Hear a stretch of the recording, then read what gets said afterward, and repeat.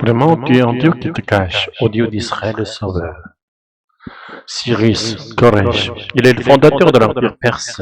Il conquit Babylone et, ayant reçu l'onction de Dieu, il libéra les Juifs captifs à Babylone et permit la construction du temple de Jérusalem. Le prophète Ésaïe avait déjà prophétisé au sujet de Cyrus 200 ans avant sa venue. Ésaïe 45, verset 1. Ainsi parle l'Éternel à son roi, à Cyrus, qu'il tient par la main droite, pour dresser la nation devant lui, pour délier la ceinture des rois, pour ouvrir devant lui les portes afin qu'elles ne soient plus fermées. Ici, Ésaïe présente Cyrus comme le roi, c'est-à-dire comme un Messie envoyé par Dieu. Dieu choisit un païen, adorateur de Dieu étranger, pour être son Messie, lui confiant la mission de sauver Israël et de le faire retourner dans sa patrie. Tout comme Dieu avait autrefois suscité Moïse pour libérer Israël de l'esclavage en Égypte. Le fait que Dieu appelle quelqu'un qui ne le connaît pas comme Messie a pour but de sauver Israël, son serviteur et son élu. Toutefois, Ésaïe 45 proclame que Dieu n'est pas seulement le créateur, le sauveur d'un seul peuple, mais de toute l'humanité.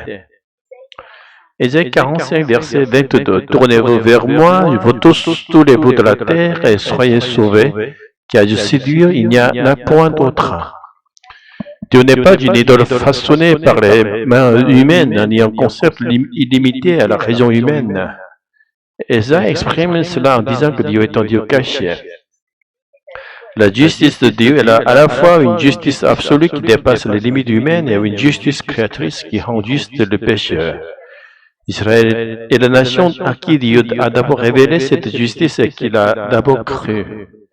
Les descendants d'Abraham, les enfants d'Israël, représentent en réalité tous les peuples de la terre qu'ils partagent cette foi.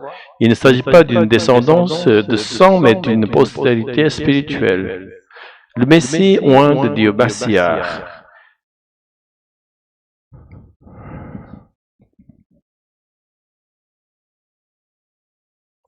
Les Israélites ou les Juifs croyaient que le Messie, celui qui recevrait l'onction divine et le sauverait, naîtrait du peuple d'Israël. Il aurait été inimaginable que le Messie puisse être un païen. Pourtant, Ésaïe 45 proclame que Cyrus, le premier empereur de l'Empire perse, est ce Messie.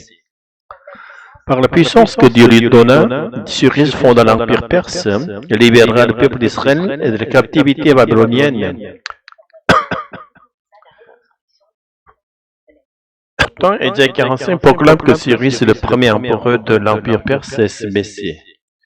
Par la puissance que Dieu lui donna, Cyrus fonda l'Empire perse, libérera le peuple d'Israël de la captivité babylonienne, leur permit de retourner dans leur pays et autorisa la reconstruction du temple de Jérusalem. Sans Cyrus, le royaume de Juda aurait sans doute disparu comme le royaume du Nord, perdant son identité. La justice de Dieu créateur et sauveur. Dieu est le créateur non seulement d'Israël, mais de toute l'humanité. Il a choisi un peuple pour commencer l'histoire du salut, mais son objectif final est le salut de toutes les nations. Le problème, c'est que les hommes doivent se repentir sans un retour vers Dieu. Sans l'espérance en lui, l'œuvre du salut ne peut s'accomplir. Peu importe que quelqu'un soit israélite ou païen, cela ne constitue pas une condition du salut. Ce qui compte, c'est qu'au moment où Dieu appelle, il se tourne vers lui avec foi, qu'il le reconnaisse comme le Créateur et le Sauveur, et qu'il le suive. De même que Dieu a appelé Cyrus comme Messie, il appelle aujourd'hui tous les hommes à devenir bénéficiaires de sa grâce par l'intermédiaire du Messie. Dieu établit Jésus comme Messie issu des Juifs. Mais Jésus n'est pas simplement un descendant d'Israël, il est le Fils de Dieu. Certes, selon la tradition maternelle, il est né de Juifs, mais dans son essence, il est Dieu lui-même. Il s'est revêtu d'un corps humain dans la lignée juive uniquement pour revenir comme Messie souffrant et rédempteur. Les Juifs l'appelaient Fils de David, croyant que c'était là le plus grand honneur à lui rendre. Mais en réalité, Jésus est le créateur de David, la racine même de David. Aujourd'hui encore, le Saint-Esprit appelle ceux qui ne connaissent ni Dieu ni Jésus. Puissions-nous entendre cette voix, nous tourner vers Dieu, découvrir son non seulement Dieu, mais Dieu venu à nous en Jésus-Christ. En le contemplant continuellement, nous devenons ceux qui reçoivent le salut éternel. Alléluia, Amen.